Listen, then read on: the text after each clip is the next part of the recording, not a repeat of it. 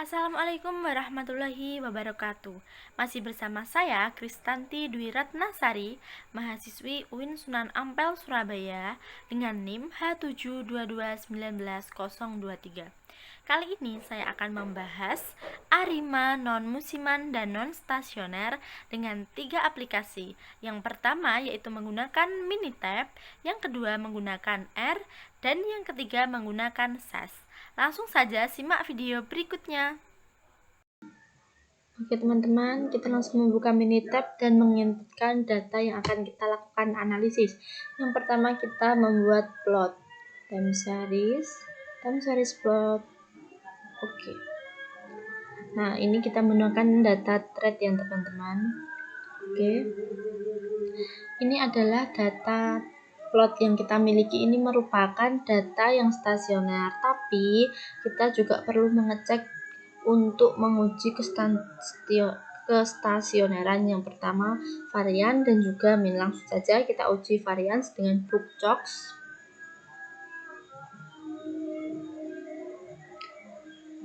Dengan subgrupnya 1 dengan data yang kita miliki.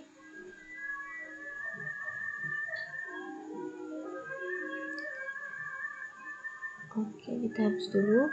Oke, setelah itu kita dapat melihat bahwasanya untuk random value-nya itu bernilai 3,11 dan untuk lower dan upper-nya itu tidak bernilai ya teman-teman. Jadi dapat disimpulkan bahwa data ini belum termasuk data stasioner yang varian, dan kita harus melakukan transformasi data.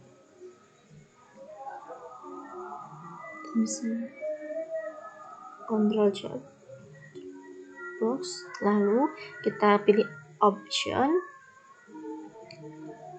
optimal,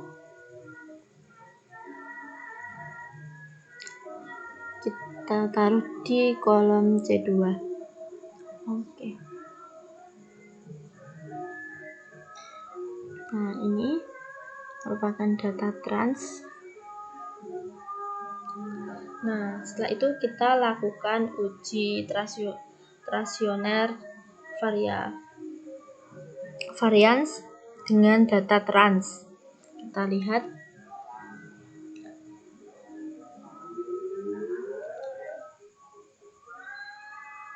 Option. Ini kita hapus dulu ya teman-teman. Oke.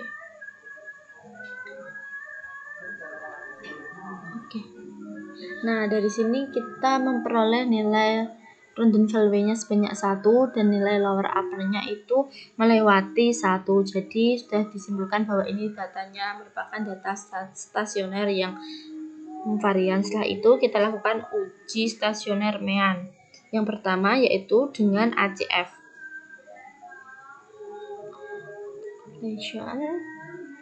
Kita uji data trans.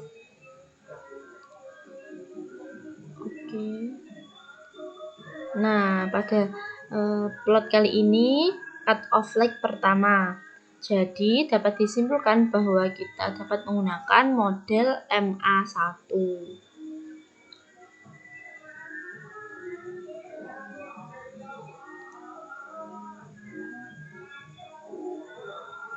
Setelah itu kita lakukan PACF.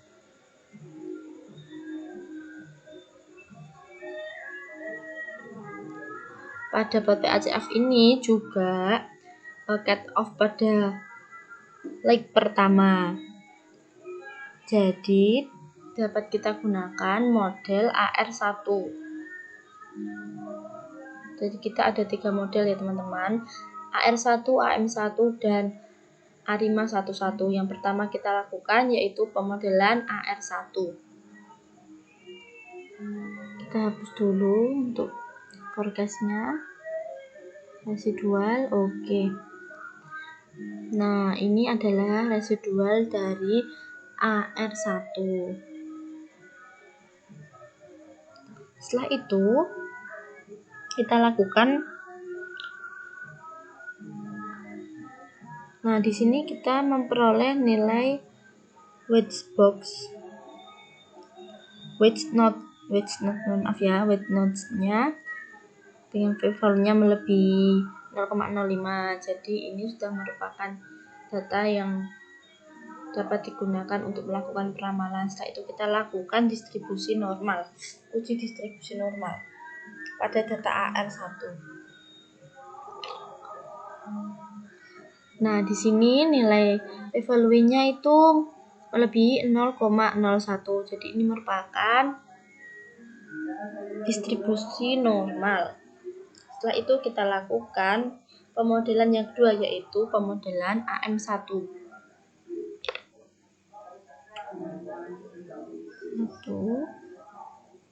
Forecast-nya kita bersihkan dahulu, terus residual. Oke. Nah, di sini kita memperoleh nilai residual AM1 atau MA1.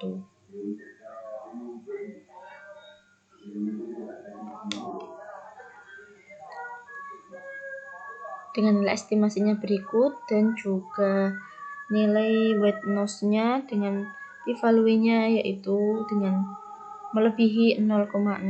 Jadi ini juga merupakan model yang dapat kita gunakan. Dan kita harus menguji distribusinya terlebih dahulu. Apakah ini termasuk dalam distribusi normal atau tidak? Kita uji MA1. Oke. Nah, di sini untuk nilai p-value-nya itu melebihi alfa. Jadi ini merupakan distribusi normal.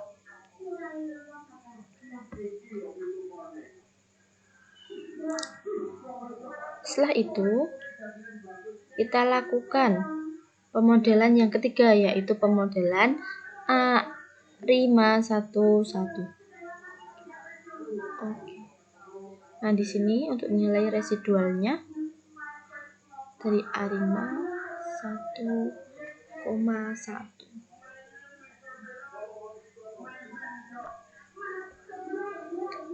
Dan kita juga memperoleh nilai estimasi sebagai berikut dan nilai weight loss-nya yaitu melebihi nilai p-value-nya itu melebihi 0,05. Jadi model ini juga dapat kita gunakan untuk melakukan peramalannya. Setelah itu kita melakukan uji distribusi normal.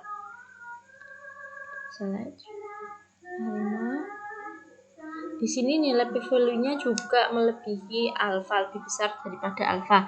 Jadi ini merupakan distribusi normal. Nah, ketiga model yang kita tentukan tadi yang sudah kita lakukan itu merupakan model yang dapat kita gunakan untuk melakukan forecasting atau peramalan. Caranya kita harus memilih salah satu modelnya dengan memilih nilai MS yang terkecil. Pada model AR1 ini MS-nya sebanyak 6,3. Dan pada model AM1 ini ditemukan MS sebanyak 6,48 dan pada AR11 ini ditemukan MS 6,43. Jadi model yang dapat kita gunakan terbaik yaitu model AR1. Langsung saja kita lakukan forecasting.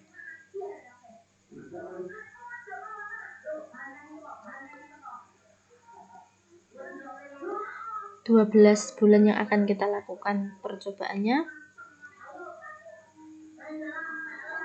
dengan data yang kita miliki sebanyak 60 data dan kita lakukan forecasting pada C6 nanti. Jadi peramalannya pada C6, kolom C6. Langsung saja storage residualnya kita matikan. Oke. Nah, di sini kita sudah memperoleh. Oke, selanjutnya kita melakukan analisis metals dengan data metals yang kita punya seperti langkah-langkah pada data sebelumnya. Kita yang pertama yaitu pembuatan plot untuk menganalisis. Kita buat plot.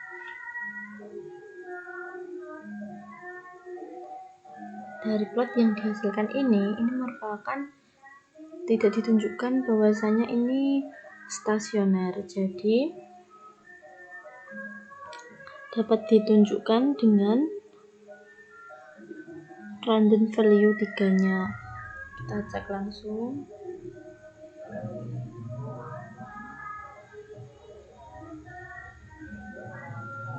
kita lakukan pengecekan karena bukan merupakan data yang stasioner. Nah, dari sini dapat kita lihat untuk Randolph-Field Union-nya ini bernilai 3, jadi ini juga belum masuk dalam kategori data stasioner. Lalu kita harus melakukan transformasi data.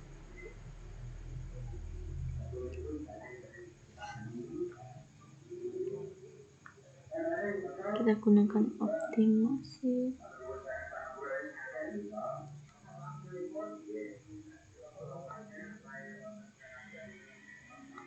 Itu kita taruh hasil dari transformasi data pada nilai C2. Oke.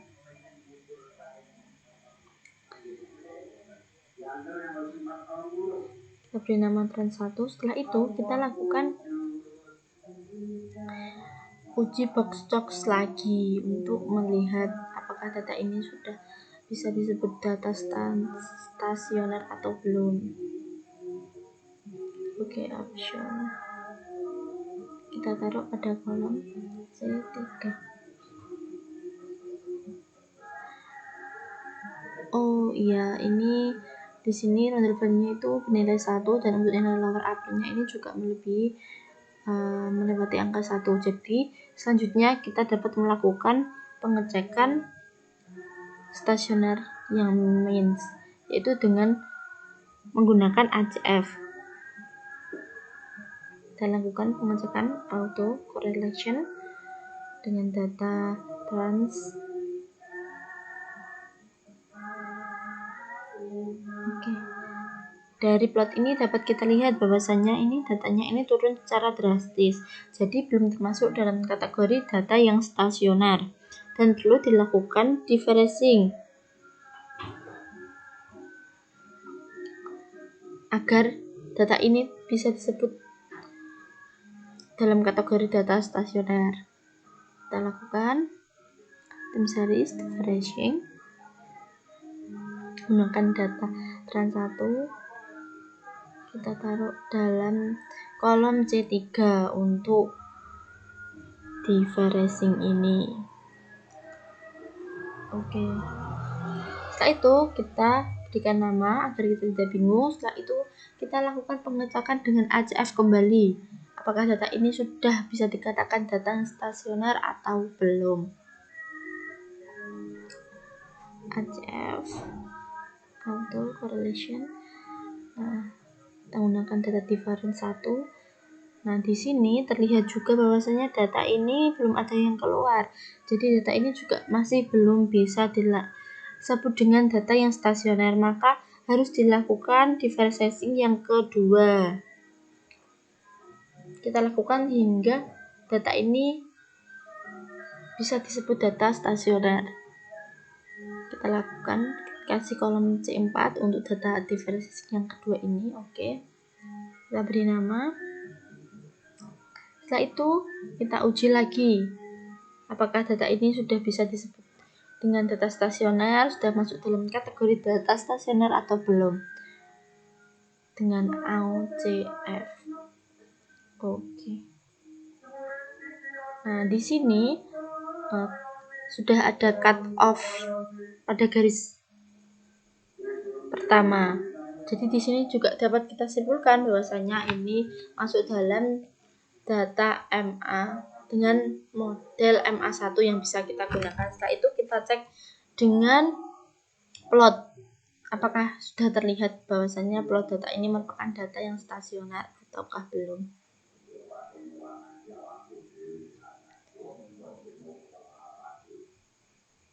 Nah, dari plot ini, dari different 2 ini, kita dapat melihat bahwasanya data ini sudah merupakan data yang stasioner.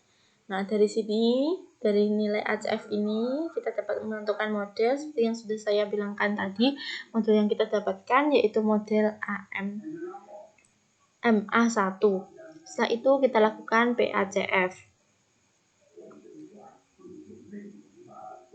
Nah, pada pelakuan PACF ini juga sudah cut off ya, cut off garis. Jadi ini juga merupakan data stasioner dan kita memperoleh model AR1. Jadi kita memperoleh 3 model, yaitu ada model Arima 120, Arima 021, dan Arima 121.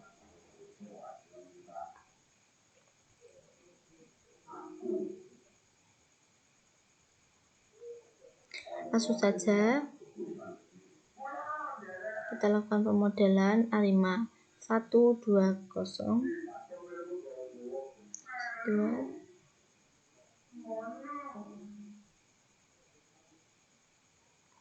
Oke. Nah, di sini kita beri nama untuk mempermudah kita mengingat kita beri nama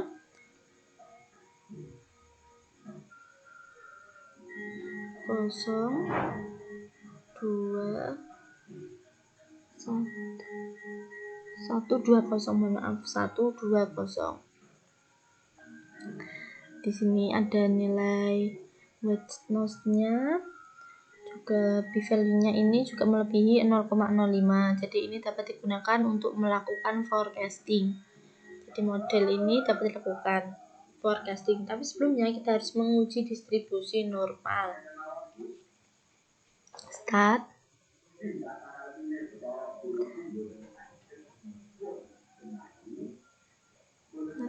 Nah, kita gunakan CR. Nah, kita uji. Dari sini untuk nilai p-value-nya yaitu melebihi nilai alfa.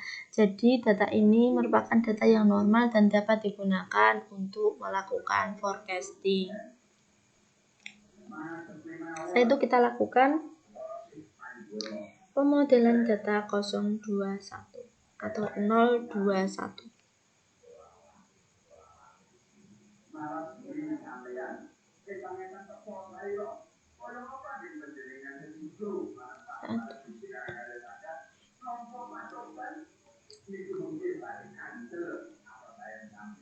Oke. Nah, di sini saya beri nama 021. Di sini ada weight box-nya yaitu nilai p-value-nya yaitu melebihi 0,05. Jadi data ini kita akan cek selanjutnya pada uji parameter atau uji distribusi normal.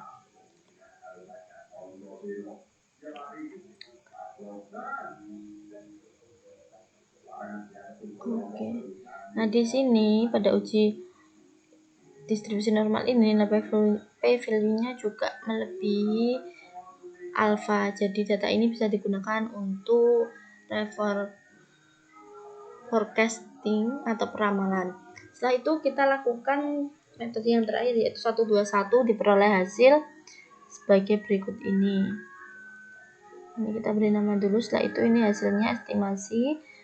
Ini merupakan nilai weight notes-nya yaitu dengan p-value-nya yang sudah melebihi alfa. Setelah itu kita lakukan uji distribusi normal kembali untuk lebih memastikan.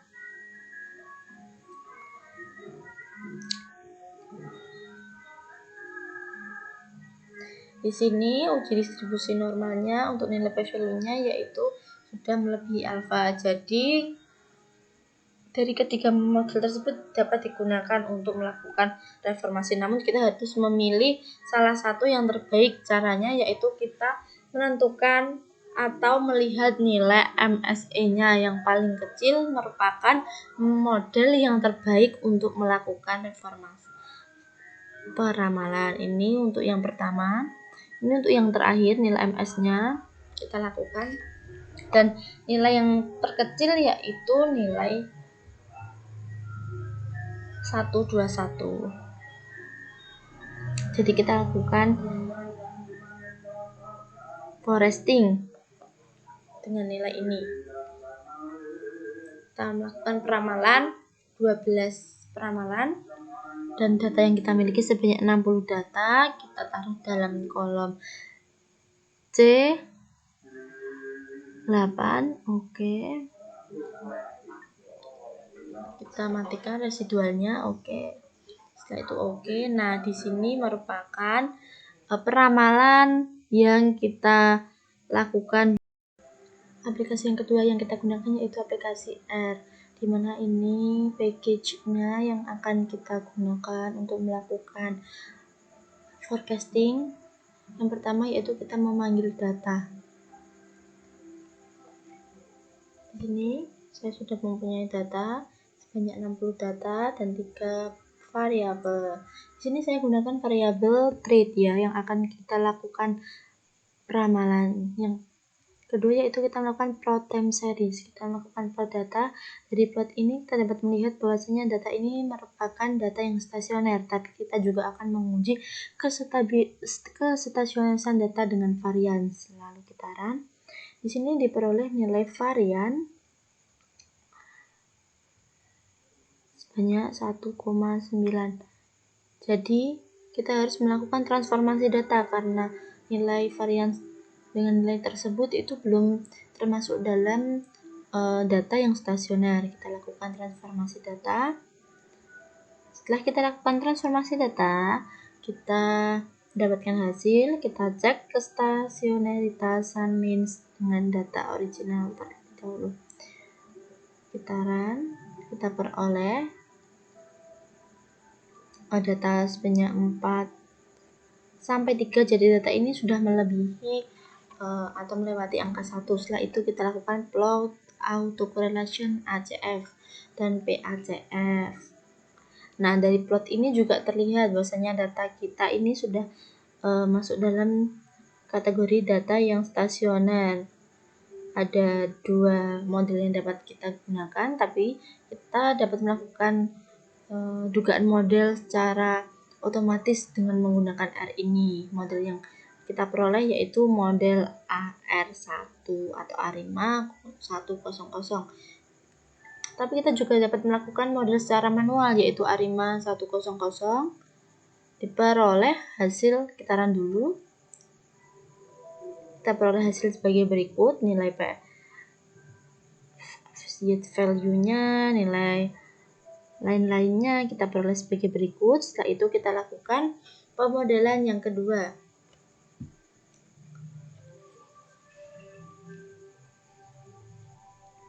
yaitu model ARIMA 01.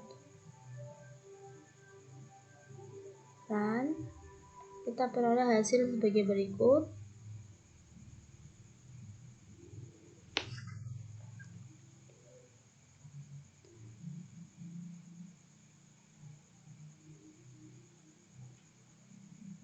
Setelah itu kita lakukan pemodelan yang ketiga yaitu ARIMA 101. Kita peroleh sebagai berikut. Untuk ARIMA 101 kita peroleh semuanya. Kita peroleh di sini ada Z value, ada PR. Setelah itu kita lakukan resume ICII.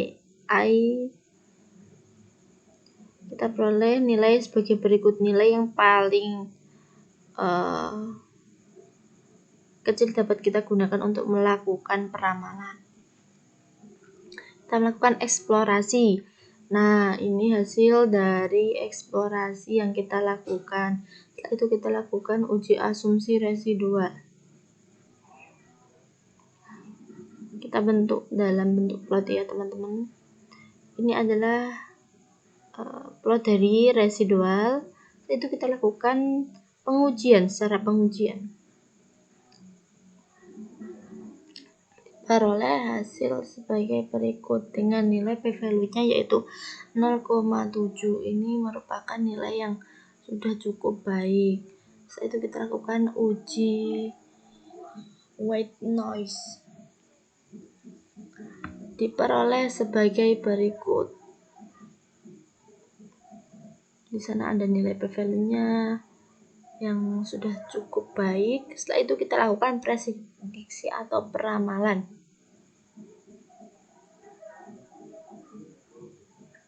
Berikut hasil dari prediksi yang kita lakukan selama kita lakukan 10 prediksi, dan dengan hasil berikut ini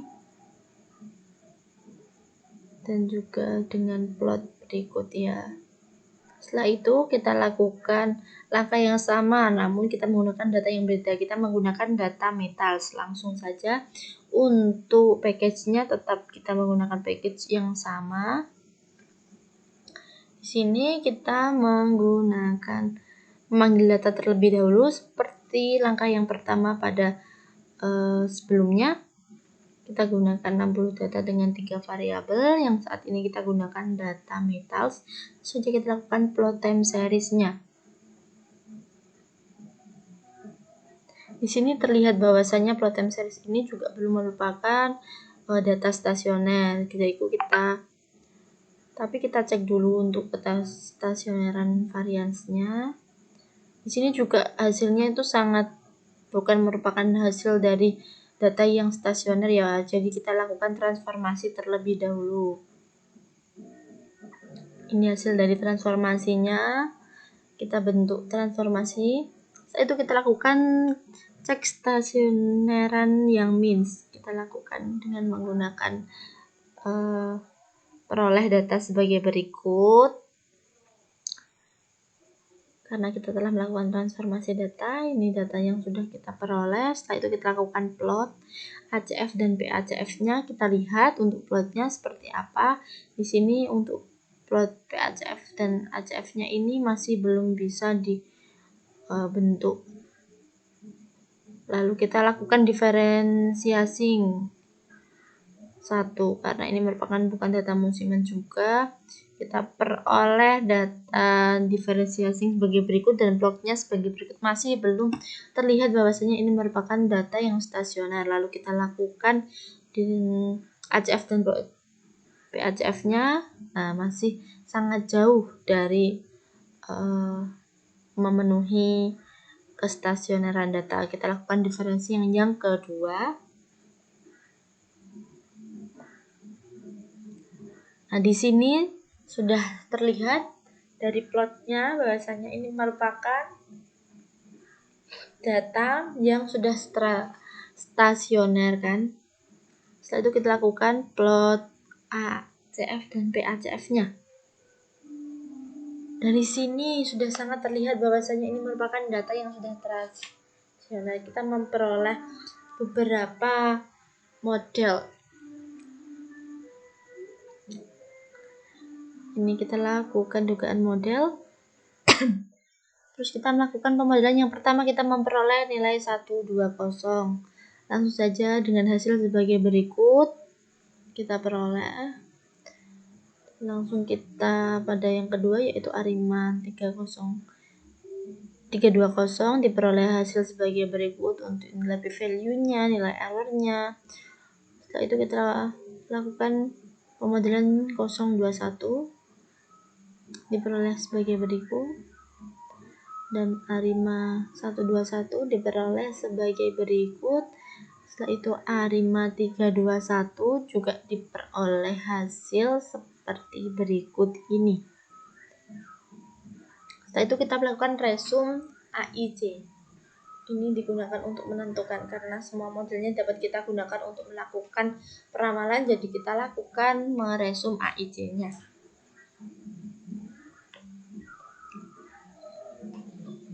Nah, di sini kita lihat bahwasanya model yang paling bagus itu merupakan model AR1.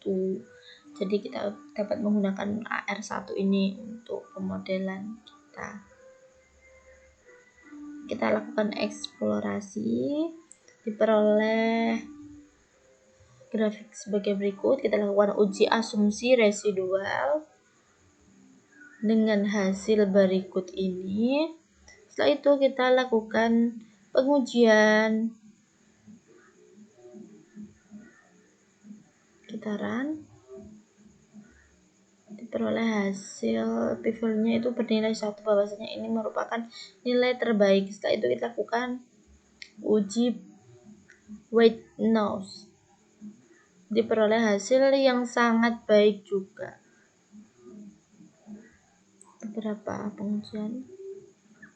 Dan pada tahap terakhir ini kita dapat melakukan peramalan. Kita run, maka diperoleh hasil sebagai berikut untuk peramalan.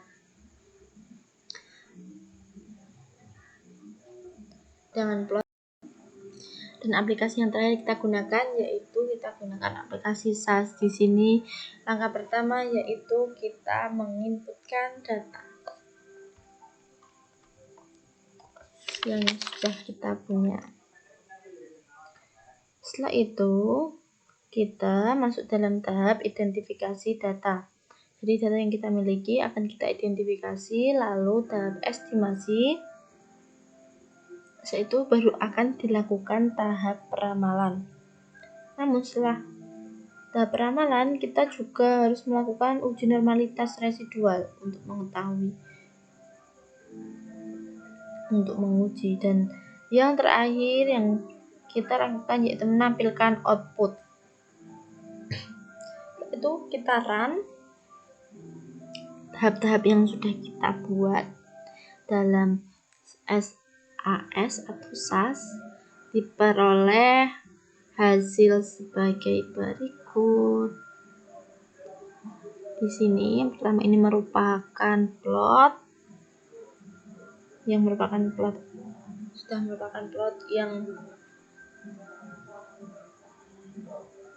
stasioner, lalu itu merupakan kondisial estimasi. Di sini ada plot ACF dan EACF juga, dan ini merupakan autocorrelation in residual, dan ini merupakan hasil peramalan yang kita lakukan.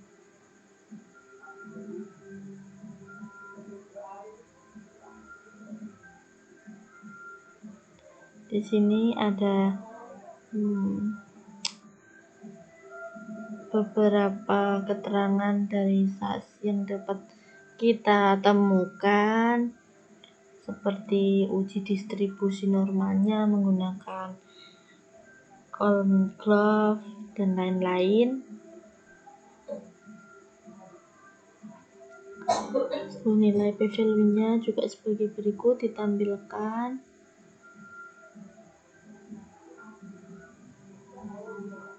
Nah, ini merupakan forecast for Y, jadi ini peramalan data kita tadi. Nah, ini kita lakukan input data yang kedua yang kita miliki, yaitu data yang kedua untuk kita lakukan pemodelan. Input data seperti yang pertama yaitu ada data identifikasi, estimasi, peramalan. Seperti tahap-tahap yang awal yaitu ada tahap uji normalitas, terus menampilkan output. Setelah itu kita run. Nah, kalau dalam SAS ini kita dapat langsung melihat hasilnya.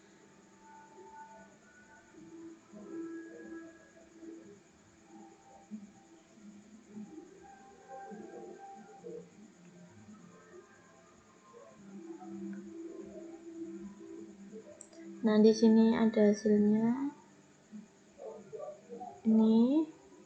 Ini data yang kita miliki, plot data yang kita miliki, lalu ini ACF, ini PACF-nya,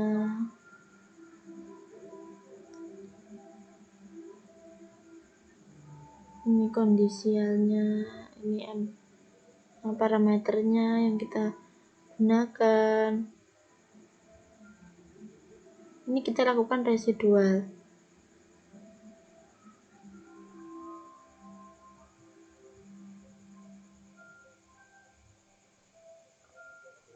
Ini merupakan hasil dari peramalan data yang kita miliki. Seperti ini kalau dibentukkan dalam diagram.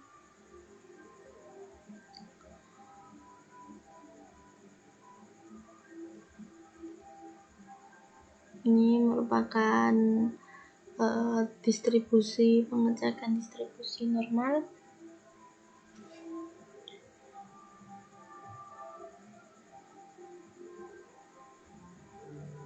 Kalau dalam S itu kita dapat langsung melihat semuanya hasilnya.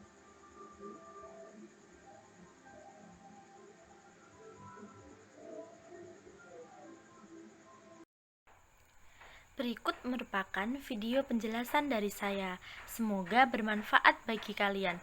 Dan sampai jumpa pada video berikutnya. Wassalamualaikum warahmatullahi wabarakatuh.